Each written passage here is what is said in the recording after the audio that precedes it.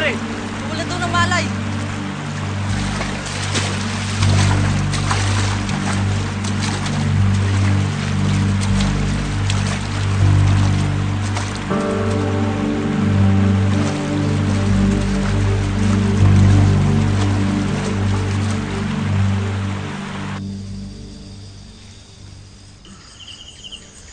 Masakit pa ba yung paa mo?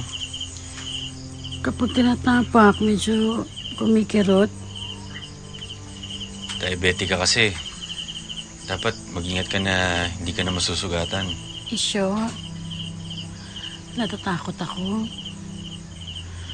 Baka kapag lumala to, putulin yung paa ko. Paano na lang tayo kung pilay ako, tapos bulag ka pa? Kung mag-iisip ng ganyan. Tsaka isa pa, kahit ano naman mangyari, hindi naman kita iiwan eh. Sige na, kain ka na. Ito.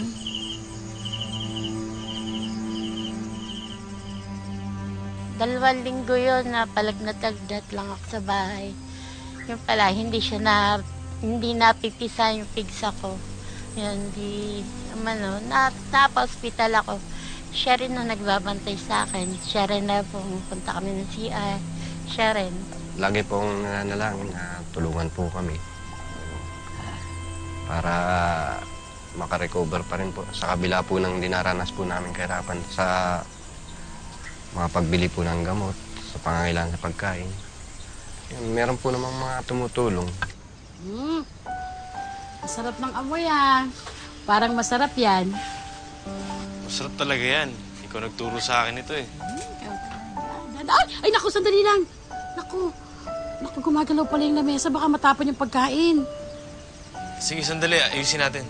Sige, ayusin ko lang to ha. Dahan-dahan. Naku.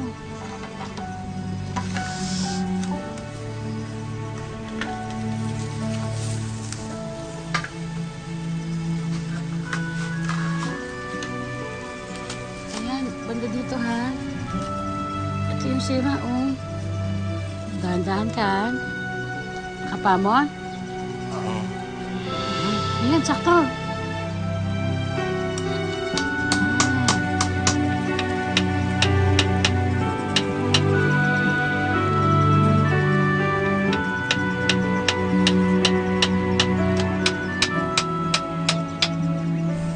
Sa akin po, ang wagas na pag-ibig kahit po ika nga sa ganitong kalalagayan namin, ako po hindi nakakakita. Pero patuloy po rin kaming nagmamahalan hanggang sa wakas. Yun po yung pananaw ko sa wagas na pag-ibig. Para sa akin, ang wagas na pag-ibig, kahit anong dumating na pagsubok sa buhay namin, sa buhay ng isang tao, andun kayo. Matatag kayo na magsasama kahit anong dilog yung dumating sa buhay mo.